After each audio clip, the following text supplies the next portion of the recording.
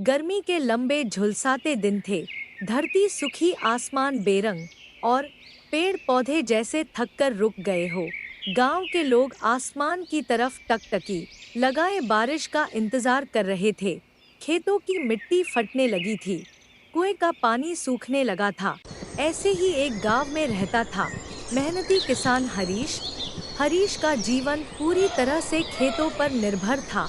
उसके पास ज्यादा जमीन नहीं थी, लेकिन जो थी वह उसके लिए सब कुछ थी। इस बार वह अपने खेत में धान बोना चाहता था, लेकिन बारिश ही नहीं हो रही थी। उसने बीज खरीद लिए थे, खेत जोतकर तैयार कर लिया था, पर पानी की एक बूंद तक नहीं गिरी थी। हर दिन वह सुबह आसमान की तरफ देखता, शायद बादल दिख जाए, पर हर दिन निराशा हाथ लगती। एक दिन वह अपने बेटे राजू से कहा, बेटा जब बादल आए तो मुझे जरूर बताना। राजू छोटा था पर अपनी पिता की चिंता जरूर समझता था। वह भी आसमान को ऐसे ताकता जैसे प्यासी धरती पानी को बुला रही हो। फिर एक दिन हवा का रुख बदला, पत्ते फड़फड़ाए, आसमान में हल्के बादल छा गए। राजू दौड़कर हरीश के पास आया, बाबा बाबा बादल आ गए हैं। हरीश बाहर निकला, आसमान देखा, उसके होठों पर पहली बार मुस्कान आई। शायद आज भगवान को हमारी पुकार सुनाई दे गई।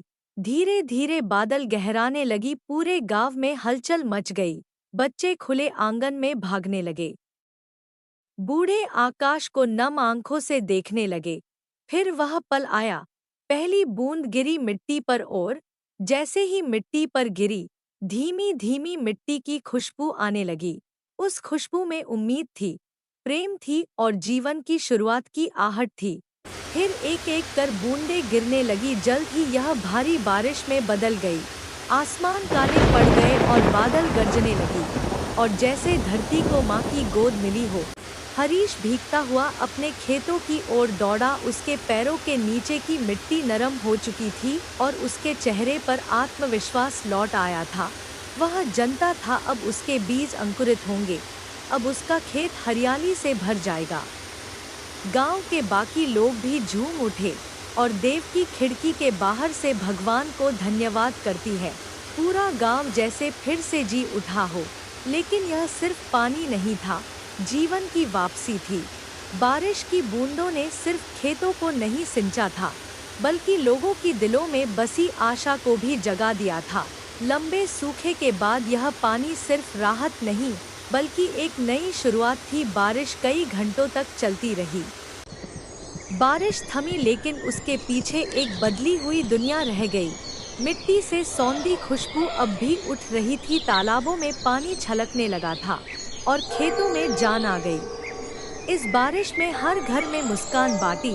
बुजुर्गों ने कहा, यह वही बारिश है जो हमारे पुरखों ने अमृत कहा था, और सच में वह अमृत जैसे ही थी, जीवनदायिनी, सुखद और जरूरी। बारिश की उस रात हरीश अपने छत पर लेटे आसमान को देख रहा था।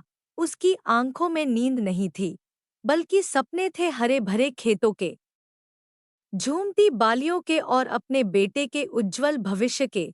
और उस रात आसमान भी साफ था, जैसा कह रहा हो अब सब ठीक हो जाएगा। कई मायनों में एक किसान एक सुपरहीरो की तरह है, क्योंकि एक किसान लोगों को भूख से मरने से बचाता है। वे हमारे लिए स्वस्थ भोजन के लिए स्वस्थ जानवरों और फसलों को उत्पन्न करते हैं। उम्मीद है आपको यह कहानी पसंद आई होगी। ऐसे और अच्छी अच्छी कहानी देखने के लिए हमारे चैनल को लाइक, सब्सक्राइब और कमेंट करके ज़रूर बताएं कि कहानी कैसी लगी।